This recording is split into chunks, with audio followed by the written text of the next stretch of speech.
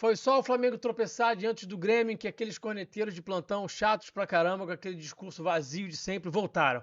O Felipe é um técnico engessado, porque isso, porque aquilo, o time não tem criatividade e não tem ofensividade, não tem repertório tático, não tem repertório ofensivo. Balela, baboseira, esse discurso não se sustenta de pé e eu vou provar isso pra vocês nesse vídeo de hoje. E aí, vamos falar de tática?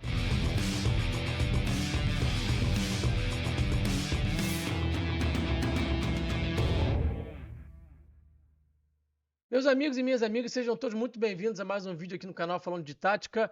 Eu tô percebendo que tem uma galera que tá de mal com o time, por causa de um empate, por causa de uma partida que foi mal. Vinha de várias partidas jogando muita bola contra o Inter, contra o Vitória, time que também conseguiu ali alguns resultados que não foi tão bem no segundo tempo, mas que tinha feito grandes primeiros tempos, mas bastou um empate para uma parte da torcida ficar fazendo beicinho, ficar de birra. Eu tô falando isso também porque eu tô vendo a audiência aqui do canal. Despencou. Me causa espanto que uma parte da torcida vai ficar 2 semanas de birra, fazendo beicinho, por causa de um empate. Só vai voltar a se interessar pelo time quando acabar a data da FIFA, quando o time for voltar a entrar em campo contra o Juventude. Acho isso meio surreal. Bom, vamos lá, vamos falar do que interessa e vamos mostrar como é que esse discurso aí de que o Flamengo não tem variação, essa coisa toda aí, é uma grande bobagem e não se sustenta de pé.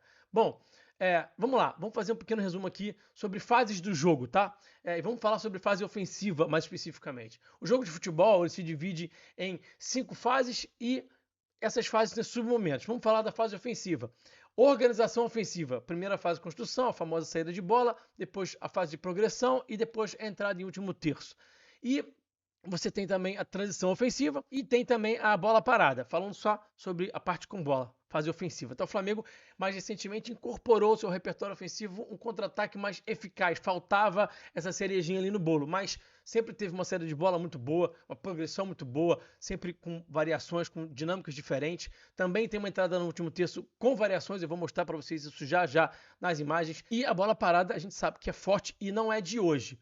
Então, o que eu vou fazer aqui nesse vídeo? Vou mostrar para vocês que essas dinâmicas e essas fortalezas ofensivas do Flamengo, elas não começaram ontem, não começaram outro dia, não começaram agora com esses jogos que o Flamengo fez mais gols aí contra o Vitória, contra o Inter. Enfim, o Flamengo já apresenta dinâmicas e padrões ofensivos há muito tempo. Então, o que eu vou fazer? Vou mostrar para vocês o Flamengo fazendo gol de uma determinada forma, gol recente, e depois vou te mostrar o Flamengo fazendo um gol parecido, de uma dinâmica parecida, com uma ideia parecida, mais antigo. Então, as ideias estão lá. Você não vai fazer sempre gols de todas as formas. Você vai variar, inclusive, se adaptando ao adversário. O Felipe se adapta muito ao adversário, vai buscar machucar o adversário a partir da fragilidade defensiva que ele apresenta. Então, a gente também tem que entender isso, que é assim que o Felipe trabalha, procurando machucar o adversário a partir da sua dificuldade defensiva. Então, vamos começar agora com as análises em vídeo, mas antes, rapidamente, pedir o seu like, né? Não esquece do like, é muito importante. A audiência aqui do canal despencou, tá um negócio assim, absurdo, triste assim, né? Então, por favor, deixa o like, por favor, se inscreve no canal, por favor, comenta, compartilha, hype aí. Eu peço encarecidamente que você dê essa força, porque data FIFA é complicado, ainda mais vindo de um empate. Então, dá essa moral, por favor, comenta, faz tudo que você puder, dá essa força aqui no engajamento que a gente está realmente precisando. Vamos começar então com os vídeos. Eu tenho um recadinho também para vocês no final desse vídeo, tá? Fica aqui até o final do vídeo que o recado é importante. Bom, vamos lá, vamos começar com bola parada. Bola parada aqui, Luiz Araújo. É claro que você precisa ter um grande batedor também. Bola parada não é só dinâmica ofensiva, não é só papel do técnico fazer a bola parada funcionar, ele também tem um papel importante, mas você precisa ter bons cabeceadores, caras que façam coletivamente ali o que o treinador pede. Você tem que ter também um grande batedor. Então, quase sempre vai aparecer aqui o Luiz Araújo batendo escanteio, batendo a falta lateral, porque ele pega muito bem na bola. Então, gol mais recente contra o Inter, gol do BH, os zagueiros vão atrair a marcação para o primeiro pau e o BH vai ficar ali sozinho nas costas dos zagueiros, na entrada da pequena área, e vai fazer o gol lá naquela vitória tão importante pela Libertadores. Falta a lateral, o Flamengo também tem muitas dinâmicas, e de novo o Luiz Araújo aparece batendo muito bem na bola, jogo contra o Atlético Mineiro, gol do Ortiz. Vamos olhar aqui para lances mais antigos, jogada ensaiada. Isso aqui é Campeonato Carioca, ainda era o Daniel Alegria que cuidava da bola parada nesse momento.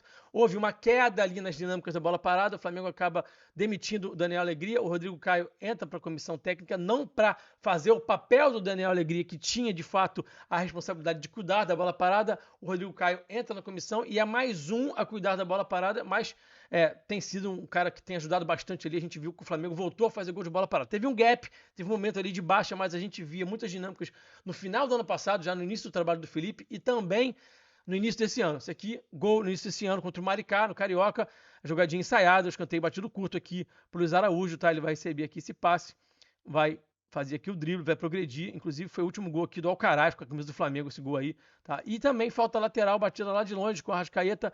Aqui o Danilo fazendo a volta aqui por trás dessa linha de marcação do Botafogo. O Varela vai fazer um bloqueio, então a gente vê que é algo ensaiado, é algo que está ali preparado para acontecer. O Varela faz o bloqueio para que o Danilo consiga ficar livre, tá? Vai entrar o cruzamento ali, olha o bloqueio do Varela ali, tá?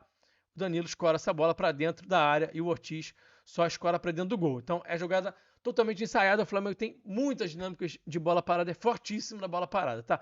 Vamos falar agora sobre o jogo por dentro. Flamengo jogar por dentro, né? Muitas vezes tem aquela galera ali que eu chamo de flata-bela, adora que o time jogue por dentro. Nem sempre dá para jogar por dentro. Você precisa entender que o adversário precisa te oferecer aquele espaço. Você pode forçar o adversário a te oferecer aquele espaço. Foi isso que o Flamengo fez muitas vezes nesse jogo aqui contra o Atlético Mineiro. Lá, o Flamengo vencendo o Atlético Mineiro na Copa do Brasil, 1-0 lá em BH. Então a gente vai ver aqui o Ortiz achar um passe no pivô. O Flamengo com 3 jogadores ali no corredor central. O Flamengo promovia esse tipo de dinâmica, né? O Felipe promoveu esse tipo de dinâmica aqui. E aí a gente vai ver o passe do Ortiz no pivô. E aí o passo para trás, dinâmico de terceiro homem, o Everton Araújo vai deixar essa bola aqui escapar um bocadinho e aí não vai criar uma chance de gol. Mas o Flamengo tem jogo por dentro quando o adversário oferece esse jogo por dentro ou quando o Flamengo cria esse espaço por dentro. Mas não pode ser todo jogo, não pode ser sempre por dentro, não pode ser só por dentro. Então tem que ter variação. O Flamengo tem um jogo por dentro e vou mostrar para vocês agora um jogo mais antigo, o jogo contra o Corinthians. O Flamengo goleou por 4-0 e o Flamengo vai jogar por dentro aqui com a Arrasca baixando em apoio, criando espaço, tabelando com o Pulgar. O Pulgar vai achar aqui o Pedro vai escorar para o Arrasca, famosa dinâmica de terceiro homem. Quando o Pedro e o Arrasca estão em campo, faz muito sentido jogar por dentro, porque eles tabelam muito bem, tabelam muito rápido. O Pulgar é um cara que tem um passe vertical, você tem o De La Cruz, você tem o Saúl, você tem o Jorginho, esses caras potencializam o jogo por dentro, então você pode achar esse jogo por dentro, mas não pode ser a única forma de atacar. Aqui o Arrasca botando a bola para dentro. Vamos olhar aqui para um outro tipo de ataque, para uma outra forma de construir a jogada. O famoso atrair para libertar. O Flamengo é muito fera nesse atrair para libertar. O Flamengo é tão fera nesse atrair para libertar que os times aqui do Brasil pararam de saltar pressão contra o Flamengo. Sobem muito pouco o bloco, raramente sobem o bloco, só sobem o bloco quando estão ali atrás, tentando buscar uma vantagem, tentam pressionar e normalmente se dão mal. Essa que é a grande verdade. Então aqui a gente está vendo o jogo lá do início do ano contra o São Paulo. O Flamengo usando aqui o famoso atrair para libertar. É um amistoso, mas o São Paulo está subindo pressão, está pressionando o Flamengo. A gente vai ver como é que o Flamengo tem muita dinâmica para poder gerar troca de posição e também tem essa série de bola muito bem trabalhada pelo Felipe desde sempre e, enfim, é algo que o Flamengo faz muito bem. Aqui, ó, o passe vai entrar aqui no Gerson, que vai baixar em apoio, ele vai fazer o passe para trás e aí o Nico de la Cruz vai ocupar o espaço que o Gerson libertou.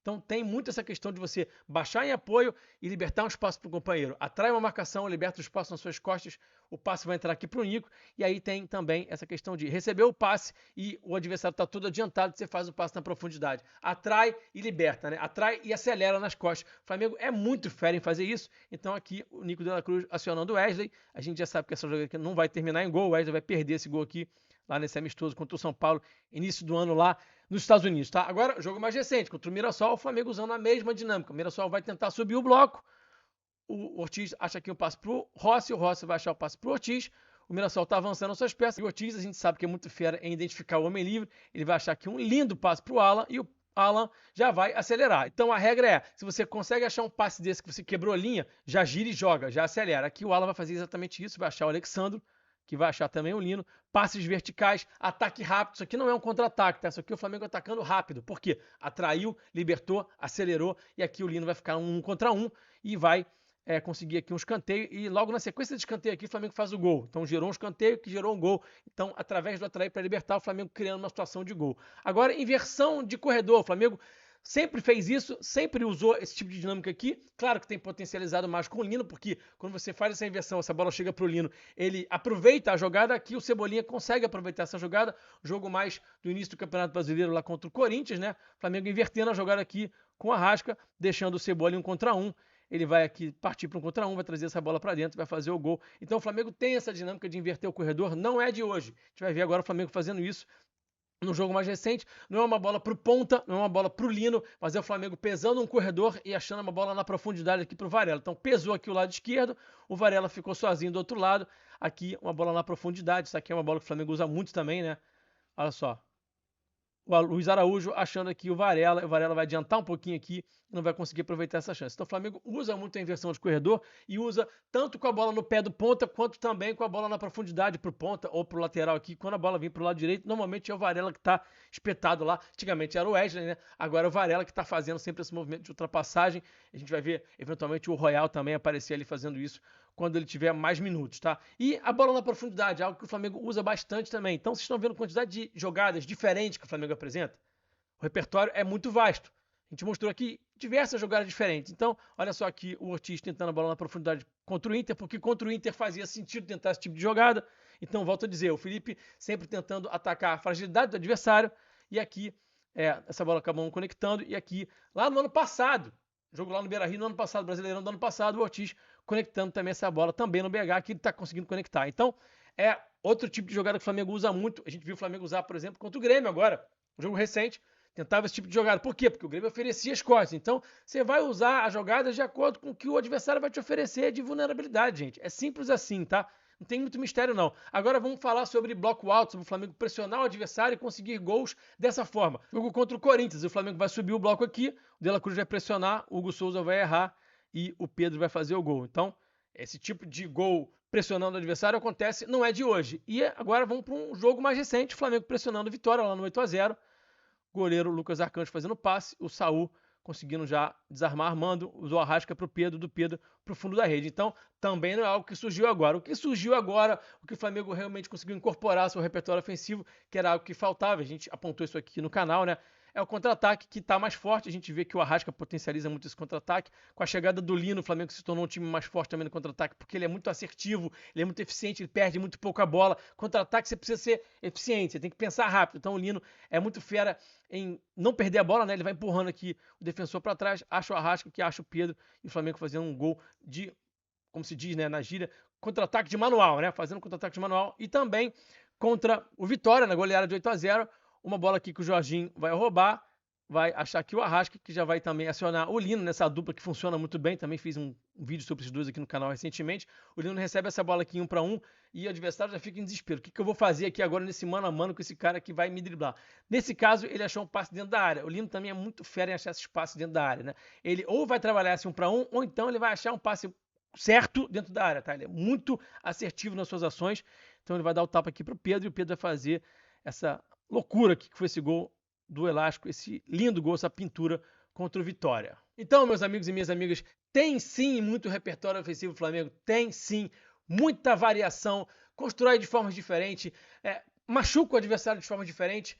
Não existe essa história de que o Flamengo é um time engessado e que o Felipe isso, que o Felipe aquilo. Isso não existe. Isso aí é papo de quem, com todo respeito, não sabe o que é variação tática. Você está pedindo variação tática porque você não sabe o que é variação tática. O time tem variação tática, tem variação ofensiva, ataque de diversas formas. Então, essa que é a grande verdade. Vocês viram agora aí, eu acabei de comprovar com imagens. Então, não dá pra gente simplesmente refutar o que a gente tá vendo com nossos próprios olhos, né? Bom, eu disse pra vocês que eu tinha um recado para dar no final desse vídeo, e o recado é o seguinte: jornada profissão analista do Laboratório do Futebol, do Rafa Scout, dos meus parceiros aqui do canal. Semana que vem, a partir de segunda-feira, dia 8, vocês vão assistir 3 aulas gratuitas do Rafa e ele vai mostrar para vocês que tem uma demanda muito grande por profissionais de qualidade no mercado do futebol e está faltando profissionais de qualidade. Então, o que você vai fazer? Você vai aprender com o Rafa a se qualificar para eventualmente trabalhar no mercado de trabalho. Você pode fazer isso paralelamente ao trabalho que você já tem hoje em dia. Você não precisa mudar a sua vida radicalmente.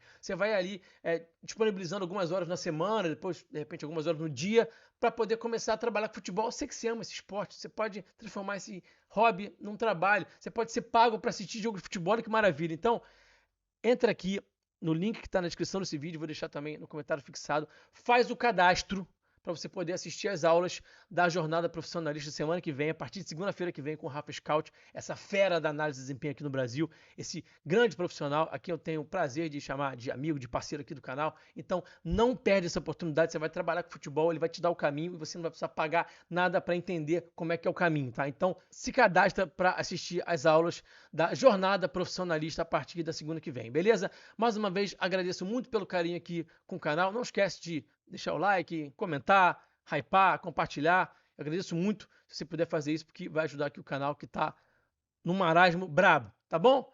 Abração, até a próxima. Eu fui, valeu.